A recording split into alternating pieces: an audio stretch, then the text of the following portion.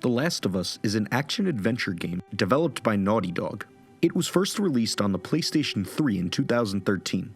A remastered version was released for the PlayStation 4 in 2014, and a remake was released for the PlayStation 5 in 2022 and PC in 2023. The game was also reworked into the first season of an HBO television adaptation in 2023. The game is set in a world ravaged by a fungal pandemic, which turns its victims into aggressive zombie-like creatures.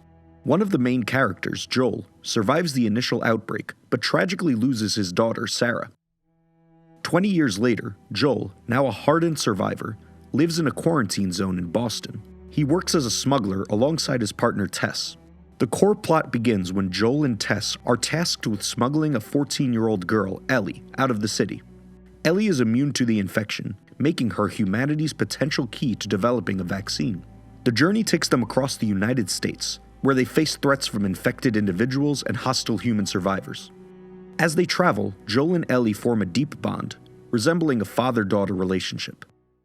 The music track The Last of Us introduces the main motivic material that is expanded upon throughout the game. Gustavo Santaolalla, the game's composer, utilizes unique instrumentation and distinctive textural approaches to provide a sonic outline of the game through the titular track.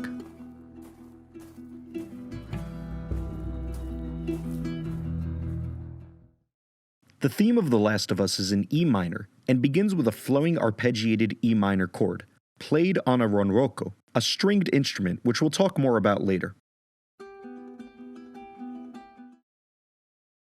We'll hear this chord from the ronroco throughout, as an unwavering undergirding of the hecticness of the rest of the music. Other instruments enter, supporting the E minor tonality, and we also get new ronroco material doing the same. We proceed with only the notes of an E minor triad, E, G, and B, until a B flat enters the mix, grating against the B natural to form a minor second interval, and clashing with the E in the form of a tritone, two of the most dissonant sounds you can get.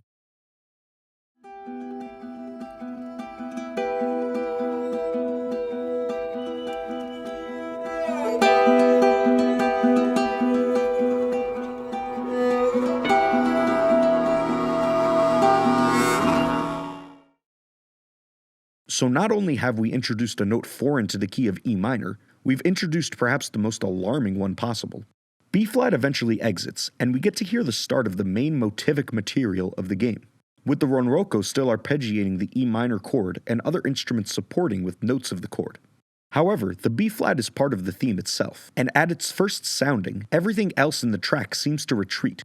We hear a sound reminiscent of crunching leaves and percussive hits, leading us to the next section.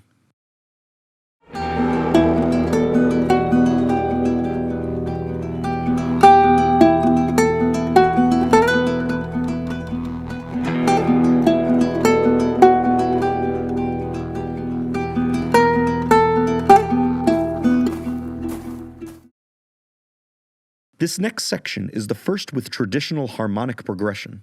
Again, so far we've had E minor harmony, with B flat disrupting things and occasional non-chord tones in the melody. The section begins with an E minor 7 chord, then shifts to an A major chord, our first major chord of the piece.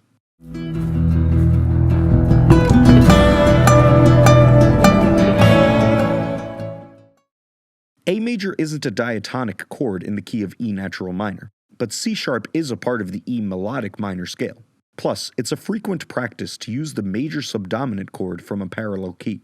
However, it is worth noting that the first purely major chord we get is not one that's diatonic to the key of E minor, like G major or D major. We kinda sorta get G major here, as the notes of it are part of the E minor 7 chord. But since the E is so prominent, I see this more as a step in the right direction of sorts. Still E minor. Things are pretty static and kinda sad. But it's something much more foreign than that. A major, that truly relieves the stagnant harmony and brings us to a brighter place, as opposed to the B flat note that didn't really move the harmony and just made things darker. After Sarah's passing, Joel endured 2 decades of a post-apocalyptic world, almost alone. He had Tess, but she was a survival partner, and didn't really change Joel or bring him out of the dark place he was in. It took someone totally unexpected, Ellie, to become a bright light for him, much like the unexpected harmony that dispels the gloom in the music. You could also flip that and say that Ellie didn't expect yet needed Joel. But not everything got fixed by this new bond, and the bond itself took a long while to develop, with Joel not warming up to Ellie until some time had passed. As such, the move by half step from C sharp to C to bring the harmony to A minor is programmatically appropriate, in my view. And ultimately, we get brought back to E minor.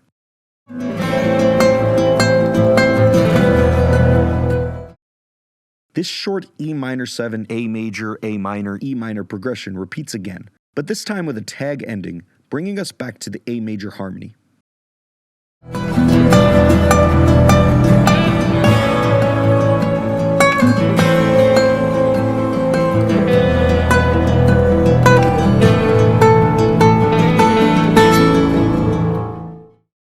Things quiet down at this point, and the relentless E minor ronroco arpeggio is brought to an almost inaudible volume, reminiscent of the quiet, poignant moments we watch as Joel and Ellie bond, like looking at the beautiful views or finding a giraffe.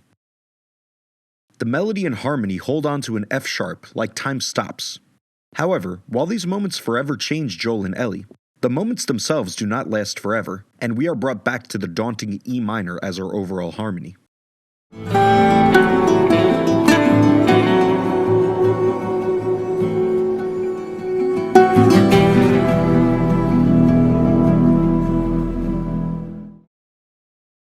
There are a number of tracks that utilize the main theme of The Last of Us, including some not even included on the OSTs. I would argue that the two most important uses of the theme are in the tracks The Last of Us Goodnight and The Last of Us You and Me, as these two tracks are representative of Joel's two most important relationships, with Sarah and with Ellie, respectively. I'd like to take a quick look at both of those here, now that we've built some context around the main music of the game.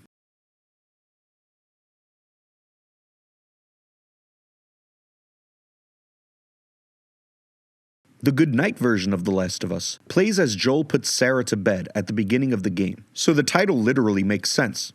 The ronroco is the sole instrument, and the tempo is not fixed, suggesting a loosened nature. The texture of the music is not alarming, and the melody is clear and uninterrupted, with other notes mostly just supporting with a similar arpeggiated pattern as the main theme music, akin to a lullaby. However, unlike a lullaby, the harmonic process is not peaceful sounding. The B-flat is back in the melody, causing discord with the same notes as before, and we have another striking minor second tritone progression with E, D sharp, and A.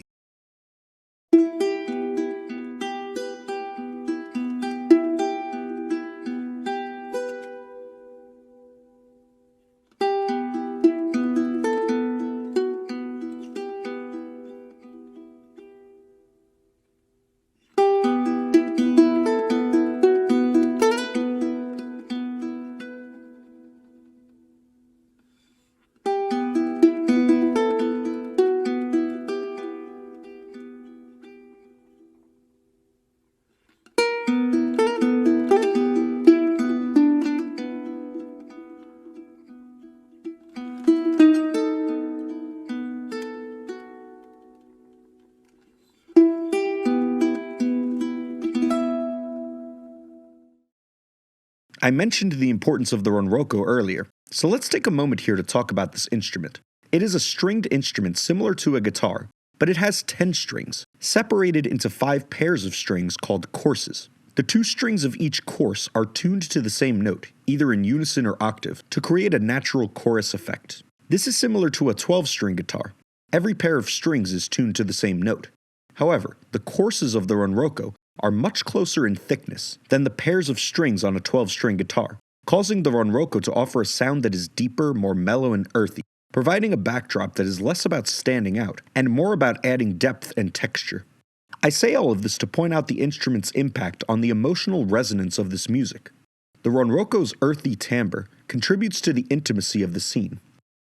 Unlike the brighter and more expansive sound of a guitar, the ronroco's mellow and close-up sound draws the player into the immediacy and personal nature of these moments. The lingering caused by the natural chorus effect supports the loose tempo's sonic representation of timelessness, be it the loss of time awareness of sleep or the feeling of time stopping during pivotal life events, here, tragedy.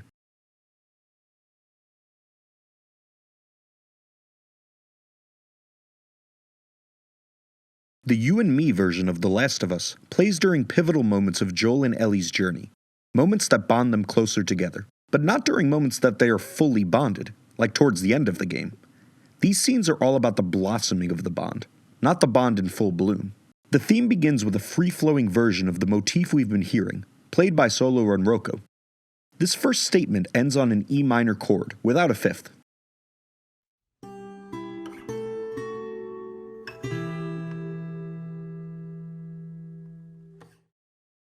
We then hear the motif again, but this time it ends on octave E's and a B, which is an E minor without the third, meaning it's not really much of an E minor at all. I believe that the E minor harmony is implied since we just heard it after the first motif statement, but it's not sounding here.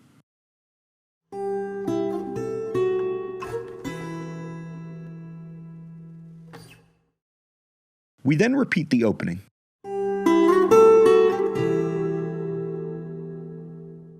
After that, we reach the B flat we've been talking about for a bit now, but this time it's actually harmonized with a G note underneath, forming a G minor chord. The B flat in the main theme is much more jarring because it really comes out of nowhere.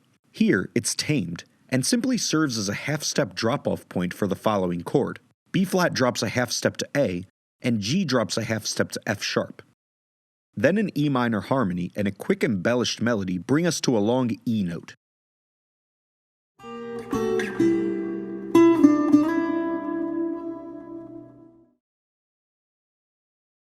The next section has the Ronroco doing the same exact thing, but this time you hear a low string drone underneath, droning on a B natural note.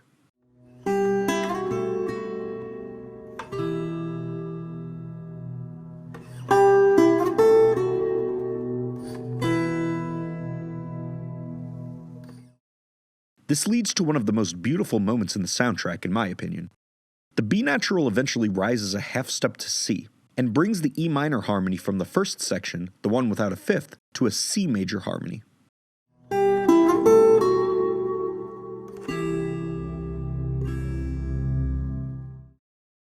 I think it's so ingenious to take the same exact material as before, drone a note underneath so we barely notice it, and then make it rise ever so slightly up to make a triumphant, hopeful sound, out of something that we had already heard as downtrodden and static. The section ends as it did before, with the drone being brought down to a low E note.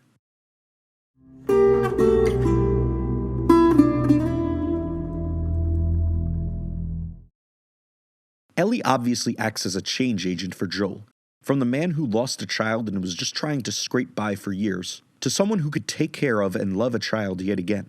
The solo Ronroco could be representative of Joel. As previously discussed, the Goodnight version of this music features only Ronroco, musically evocative of Joel being alone after losing Sarah.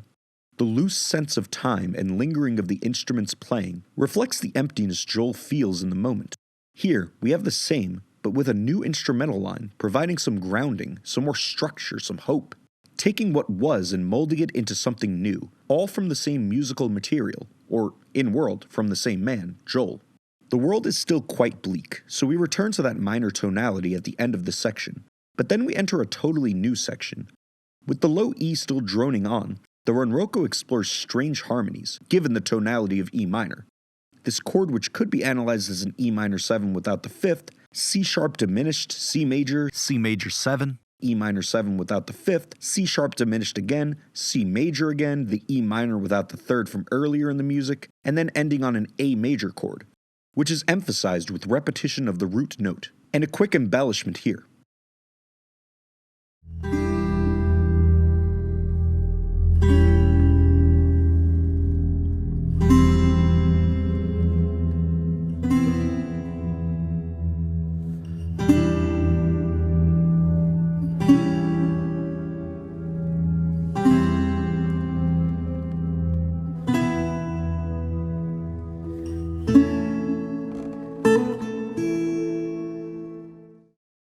A major is the 4 chord in the parallel major key, E major. So it's like we've lightened up the same dark place, going from harmonies from E minor to a harmony of E major. We end this section on an implied A major without the third, which reminds me again of going from the beauty of the blooming relationship to the realization that, while this is a good thing, the world is still in a troubling position.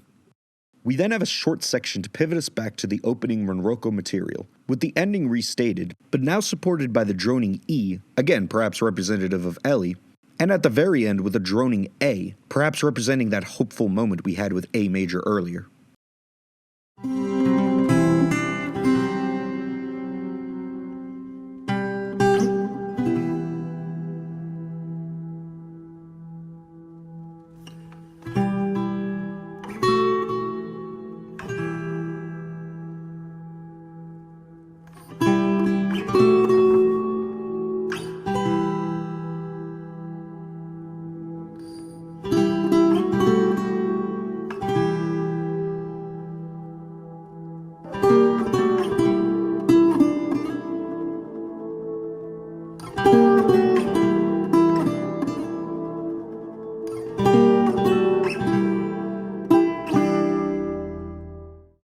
With the same material, it's like the setting is the same, but with these new drones, it's like Joel will now face this grim setting with Ellie and with hope.